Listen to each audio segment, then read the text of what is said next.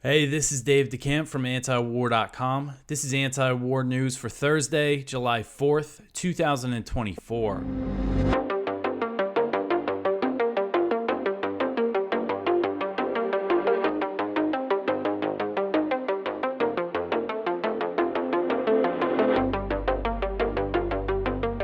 All right, the first story at the top of antiwar.com today. NATO will tell Ukraine that it is too corrupt to join.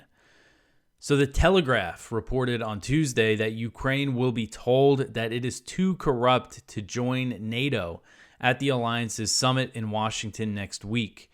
The report cited a U.S. State Department official who said that Ukraine needed to take additional steps before talks on its NATO membership could progress. The official said, quote, "We have to step back and applaud everything that Ukraine has done in the name of reforms over the last 2+ years.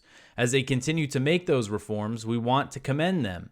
We want to talk about additional steps that need to be taken, particularly in the area of anti-corruption. It is a priority for many of us around the table," end quote. So President Biden has frequently cited corruption as a reason for not admitting Ukraine into NATO, but that has not stopped him from spending over $100 billion on giving Ukraine military aid and economic aid with virtually no oversight. And, one form of this aid is they call it direct budgetary aid. They basically give the Ukrainian government, they've given them tens of billions of dollars in this form of aid that is just money for the Ukrainian government to fund governments, for government salaries, for things like pensions. There's like they subsidize some businesses with this money. And, we have them handing them all this money, on the other hand, saying that they're too corrupt to join NATO. Obviously, there's other reasons, the big one being the fact that they're in a war with Russia and they don't want to go to war directly with Russia for Ukraine. At least most NATO members don't. There are some who seem eager to. But it's just, funny to see this, and especially Biden talking about corruption in Ukraine, considering the job that his son landed after the U.S.-backed coup in 2014. But that's a whole nother story. But this position that NATO wants them to take more steps is expected to be outlined in a NATO communique issued during the summit. During last year's NATO summit, there was kind of a big lead up to the summit. It was in Vilnius last year. A lot of talk about what they were going to give Ukraine toward NATO membership. And all they did was release a statement saying that we will invite Ukraine when allies agree and conditions are met. And Zelensky was very upset with this. And I'm sure Zelensky's not going to be too happy with the result of this summit. NATO is poised to make some gestures to show support for Ukraine, including the stationing of a senior civilian official in Kiev. This was reported by the Wall Street Journal. The idea is to show support for future Ukrainian membership without actually offering an invitation. And the Wall Street Journal report also said that the alliance will announce the establishment of a new command in Germany to oversee military aid and training for the Ukrainian military. And the idea is to have the alliance take over these duties that are currently overseen by the U.S., so they could continue in the event that a future U.S. president wants to reduce U.S. involvement in the proxy war. So this is what they call steps to Trump-proof the proxy war in Ukraine.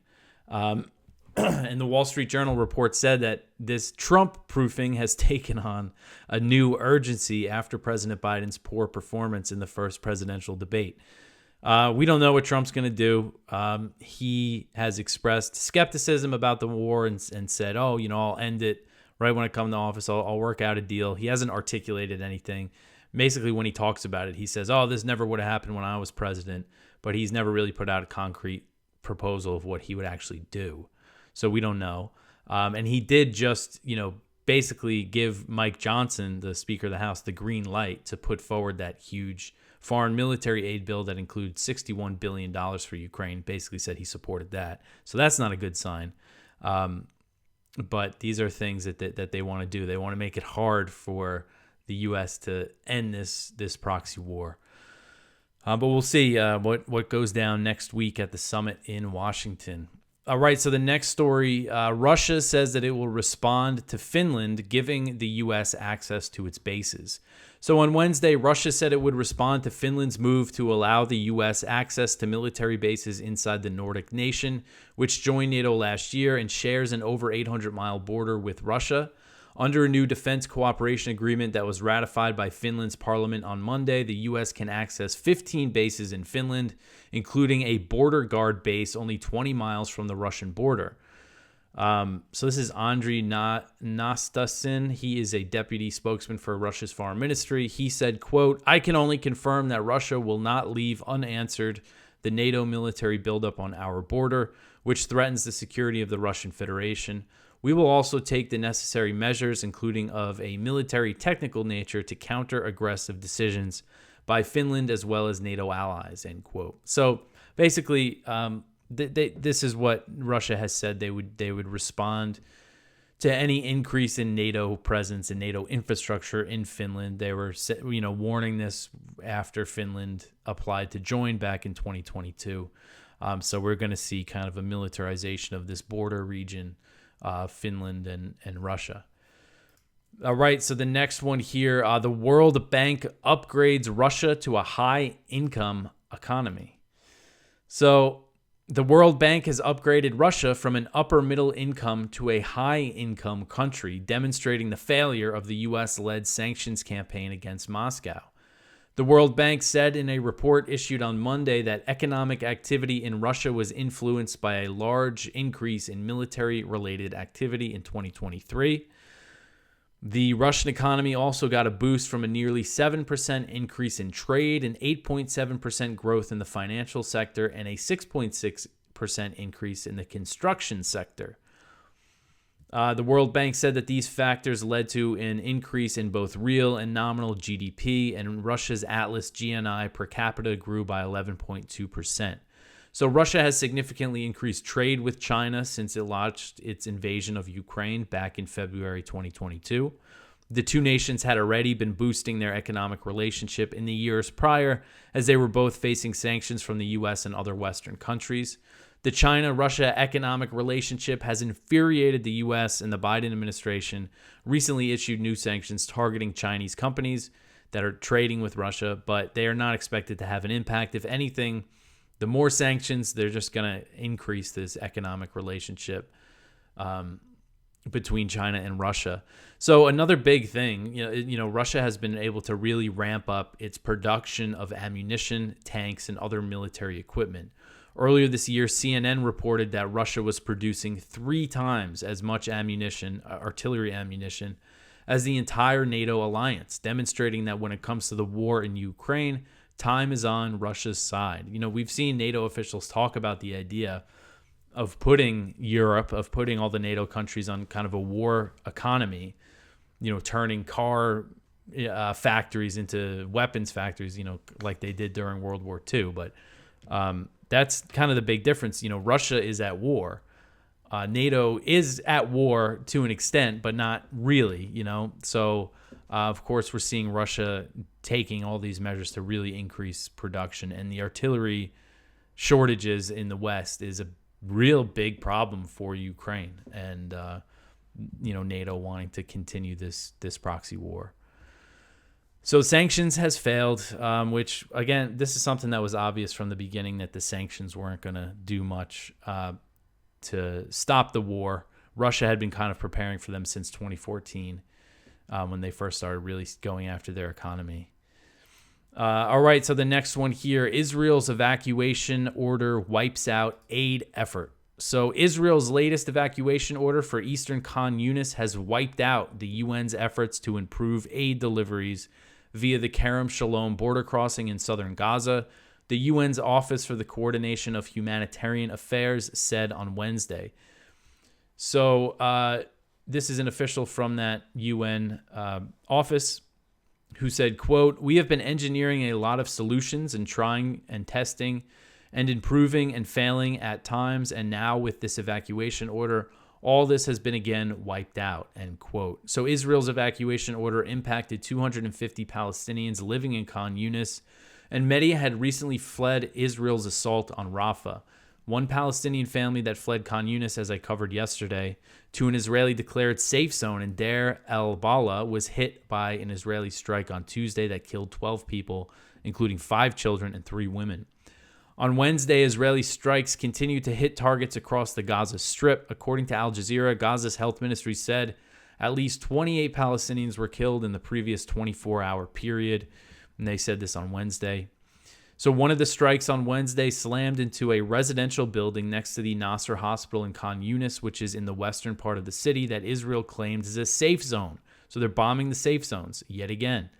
A day earlier, patients and medical staff from the European hospital in eastern Khan Yunis fled to the Nasser hospital because they evacuated that hospital. And some of them, I don't think all of them went to the Nasser hospital, but a lot of them did. And the hospital is overwhelmed, and now there's bombs hitting areas right next to it. So this UN official noted the bombings of the so-called safe zones and said Gaza was, quote, the only place in the world where people cannot find a safe refuge and can't leave the front line, end quote.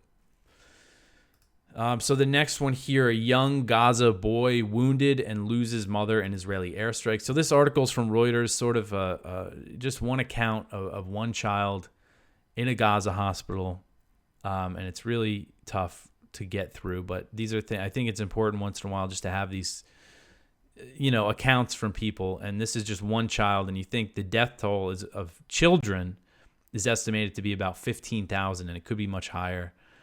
And then you think about the tens of thousands of children that have been wounded and maimed, and then the others that have lost family members. So Palestinian boy Mohammed Kamar lies wounded in a Gaza hospital after an Israeli airstrike that killed his mother and 2 other relatives and injured his 5 siblings. The 12-year-old, who suffered wounds to his face, eyes, and feet in Monday's attack, cries out for his mother in a scene that is all too familiar after 9 months of war. And this is something you read about or you hear if you watch the videos of, very common in these Gaza hospitals, the children crying out for their parents who were killed or who are, under the rubble or whatever happened to them. All right, so I had to cut that out because I could not get through this kid's quotes. Basically, he's just, asking why his mom had to die and everything. So it's really sad. And he's in the hospital with his baby brother. His father lived, but you could see the picture of them there. Another woman that's in the hospital trying to help with the baby. Just really horrific stuff.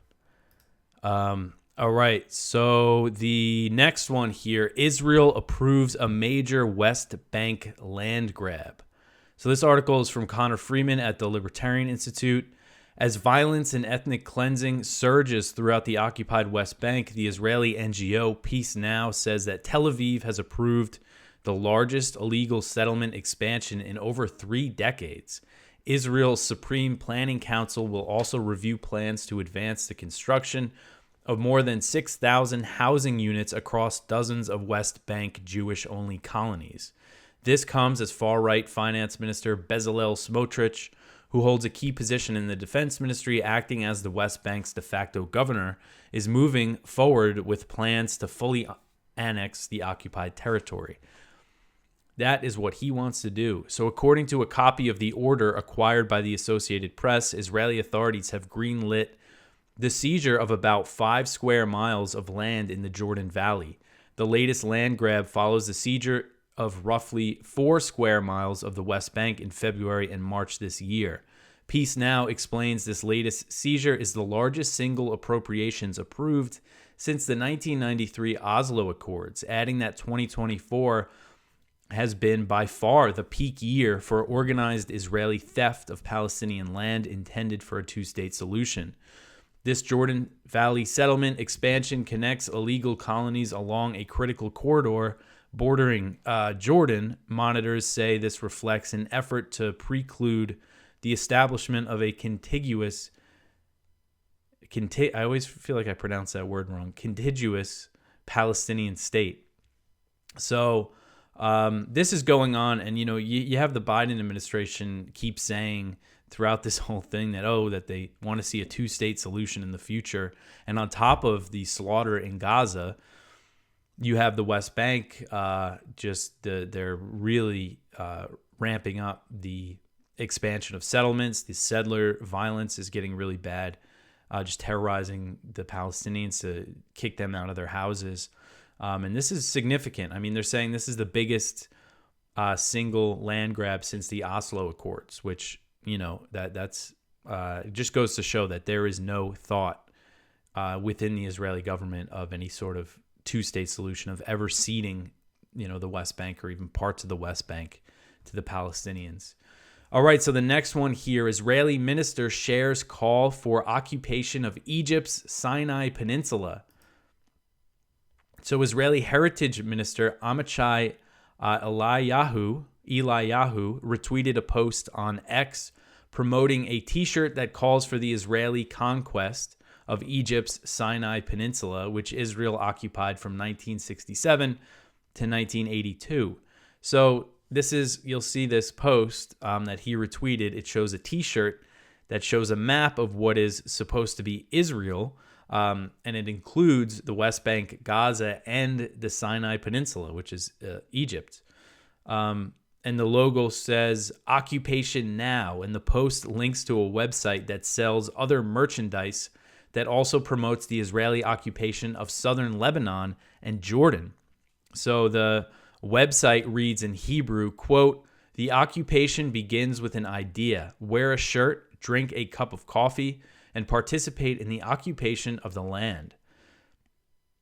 So Eliyahu also made headlines back in November 2023 when he suggested in a radio interview that dropping a nuclear bomb on Gaza was one of the possibilities for Israel. So that's who this guy is. If you remember that was kind of a big deal. He actually said, he was asked, is using a nuclear bomb an option? And he said, yeah, that's one of the possibilities.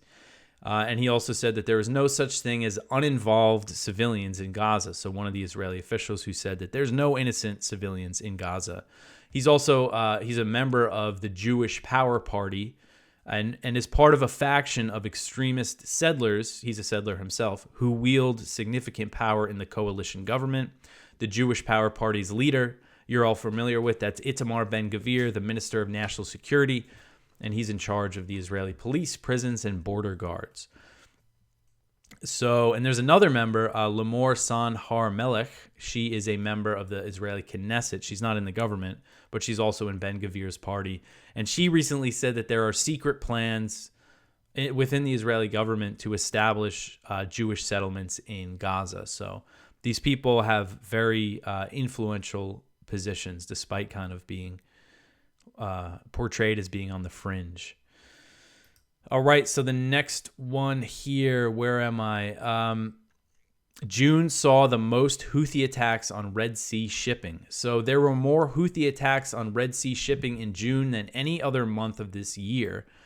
This was reported by the Middle East Eye on Wednesday, citing data from the UK's maritime trade operations. So according to this report, there were 16 confirmed Houthi attacks on shipping in June. Only December of 2023 saw more attacks since the campaign started in response to Israel's onslaught in Gaza. The numbers demonstrate that the bombing campaign against the Houthis in Yemen that was launched by the US and the UK has done nothing to deter the Houthis, who are officially known as Ansar Allah. The U.S. military continues to intercept Houthi missiles and drones over the Red Sea and Gulf of Aden and launch strikes in Yemen, which has cost the U.S. over $1 billion. At least, it might be in the multiple billions at this point. According to the commander of the U.S. Navy destroyer USS Carney, which recently returned from a Red Sea deployment, the campaign has been the largest U.S. naval battle since World War II.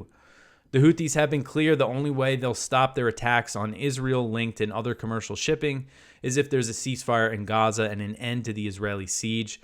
The U.S., Tim Lenderkin, the U.S. envoy for Yemen, has acknowledged that he thinks the Houthis would be true to their word, but the Biden administration instead continues to support Israel instead of pushing for a ceasefire, a unilateral ceasefire that's not part of any deal. They continue to just support Israel and Netanyahu as they continue this brutal slaughter, this genocidal war. So it was clear from the start that a new bombing campaign against the Houthis was only going to escalate the situation. That's what I said when it started. before it started. I know Nasser Arabi, who's a journalist in Yemen who does the Scott Horton show a lot, he said he thought the Houthis were trying to provoke the U.S. and the U.K., and they did. And when they started bombing them, the leader of the Houthis said that it was a blessing to be in a direct confrontation with the U.S. and the U.K. So, and this just goes to show. So June is the heaviest month for attacks besides December, the heaviest month of this year. Just goes to show it's been a complete failure. So, and of course, the U.S. backed a brutal war against the Houthis from 2015 to 2022 that was led by the Saudis and the UAE. Killed at least 377,000 people by the UN count, and that's considered a low estimate. And that includes those killed in the violence and people killed by the starvation and disease caused by the siege. You know, we're talking like levels of evil similar to what Israel is doing to Gaza. And during that time, the Houthis only became more of a formidable fighting force. All right, so the next one here, Israeli strike kills senior Hezbollah commander in South Lebanon. So Israel carried out an airstrike against the southern Lebanese city of Tyre on Wednesday, killing Mohammed Nami Nasser, described as the head of the Aziz unit in Hezbollah. He would be the highest-ranking Hezbollah member killed in an attack in nearly a month. So after his death, the video was released from 1999 when southern Lebanon was facing an Israeli occupation. The footage showed Nasser taking part in an operation against one of the Israeli military outposts. So this Aziz unit is responsible for operations in one of the segments of the southern Lebanon border area. So Hezbollah responded by firing an estimated 100 Katyusha rockets against the headquarters of Israel's air defense and missile unit in the occupied Golan Heights. They also fired heavier Falak rockets at the Kiryat Shmona barracks. So the strikes across the border continue as we're all this talk about Israel preparing an invasion. So we'll see how this all plays out. All right, so the next one here, China detains a Taiwanese fishing boat near Kinmen.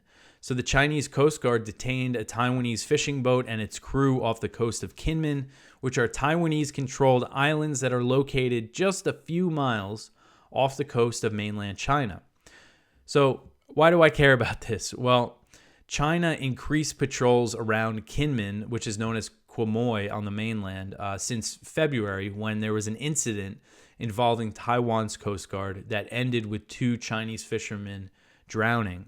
Around the same time, it was revealed that U.S. Army Special Forces soldiers had been deployed to Kinmen, which is very provocative. If you look at this picture, this is one of the small islets that's part of Kinmen.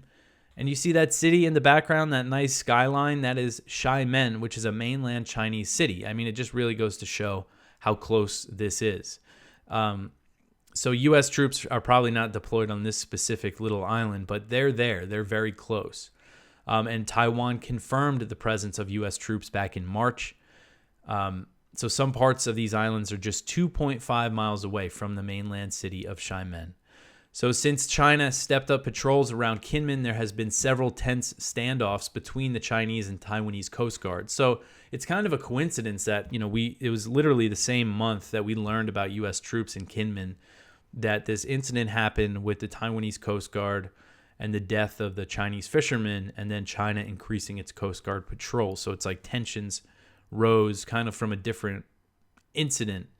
But anyway, so the Taiwan's Coast Guard administration said that the Taiwanese fishing boat was stopped by 2 Chinese Coast Guard vessels late Tuesday night while operating 23 nautical miles from Kinmen, so they were pretty far offshore. The Chinese vessels made the fishing boat navigate toward the mainland, and Taiwan's Coast Guard said that it tried to block the vessels but gave up after a 50-minute standoff to avoid escalation. And they acknowledged that the fishing boats were operating in Chinese territorial waters where there has been a moratorium on trawl fishing. That's why the Chinese Coast Guard said they picked them up. So, maybe not much of a big incident, but I think it's just important to highlight this area because of what we know about U.S. troops being there. Because if things kind of heat up, we see these encounters in the South China Sea, between China and the Philippines, and we might start to see similar things around Kinmen between China and Taiwan. All right, so the last story here, the U.S. and Venezuela agree to improve ties. So this article is from Kyle Anzalone at the Libertarian Institute. A top Venezuelan negotiator reported that Caracas and Washington agreed to work on improving the relations between the two nations. The U.S. has waged an economic war and supported the multiple coup attempts against Venezuelan President Nicolas Maduro. So Jorge Rodriguez said the two sides agreed to a willingness to improve relations. They recently made a deal. The U.S. has had very crippling sanctions on Venezuela that really started in 2019 when the U.S. backed a failed coup against Maduro, recognizing Juan Guaido. Well, Guaido is basically gone now, and the U.S. had some sort of deal with Venezuela where they lifted some sanctions over the election that's coming up. And then one of the opposition candidates was taken off the ballot by the Supreme Court. So because of that, the U.S. put the sanctions back on, but now they're in talks again as the elections are coming up. So hopefully this leads to the U.S. lifting some sanctions on Venezuela. All right, so that is it for the news for today. Please go check out our viewpoints. One from Daniel Larison, the U.S. hands the reckless driver the keys. One from Christopher Coyne and Abigail Hall, we need rational patriotism. One from John Perry, the U.S. sanctioned Georgia and Nicaragua for laws that copy the U.S. One from Juan Cole, another American war in the Middle East. One from Marjorie Cohn, Assange is finally free, but let's not forget the war crimes he exposed. So definitely go check that out at Truth Out. It's very, nice reminder that Assange is free. We actually have a story in Frontline that's interesting. Roger Waters of Pink Floyd fame, of course, he said that he's prepared to help fund WikiLeaks if Assange wants to get back into the game. So that's interesting. I said of Assange, when I did the first show, when I came back, that, we shouldn't have any expectations of the guy. He's done enough. He's suffered enough. He's got young kids. He's got a family. But if he did choose to get back into the game, even if he didn't go as, do WikiLeaks again, even if he just wrote or tweeted or something, I think it could have a very significant impact. So we're definitely all excited to see what, if anything, he might do. And Waters says that he's ready to fund it. All right, so I think that's everything. One thing I wanted to mention today, so coming up in August, I just have to pull it up. There is a conference put on by the Ron Paul Institute. It's called the Liberty Platform on Saturday, August 31st. And this is taking place in Washington, D.C. at the Washington Dulles Airport Hilton. And the Ron Paul Institute, we work very closely with them. It's Ron Paul and Daniel McAdams. I've appeared on their show. They use our stuff all the time. We reprint them and repost their show. And their conferences are great. I went to the one in D.C. 2 years ago and had a great time. I wanted to go last year again, but my son Tim was born around that time. And so look at these speakers that they have. Ron Paul obviously is going to speak, which is always great. John Mearsheimer is going to speak. Judge Napolitano. And also Joel Salatin, who is a really interesting guy. He's a regenerative farmer. I've read a few of his books since I moved out to the country. He's just if you know anything about kind of regenerative farming and kind of that type of lifestyle, organic, stuff, who Joel Salatin is. And he's a really kind of engaging, exciting person. And Dan McAdams is going to speak. And so I'm going to be there, and you should go. And I know a lot of people listen to this who aren't, libertarians or whatever. If you're on the left or whatever, don't be afraid to go. It's a very welcoming environment, and it's just a really cool time. And Friday night, we'll hang out in the hotel bar. And I'm actually speaking. So Friday they have the conference for students. So I'll be speaking at that. And then I'll be able to hang out Friday night and enjoy the conference on Saturday. So I'm really excited for it. It was, it's always good to go to events like this, get offline and go see people in person, especially for me. Because, we live out here in the country. So it's nice to go mingle with some people. So yeah, I'm really excited about that. So let me know if anybody is planning on going. Tickets are $85, and they're going to announce more speakers. I mean, it's going to be, Mearsheimer. I mean, you look at a Mearsheimer speech on YouTube, they get like millions of views. So, it's definitely worth it. So that's everything for me for today. You could always support this show by sharing it, liking, subscribing, and all that stuff. Tell your friends about antiwar.com. I'll be back tomorrow with some more news. Thanks for listening.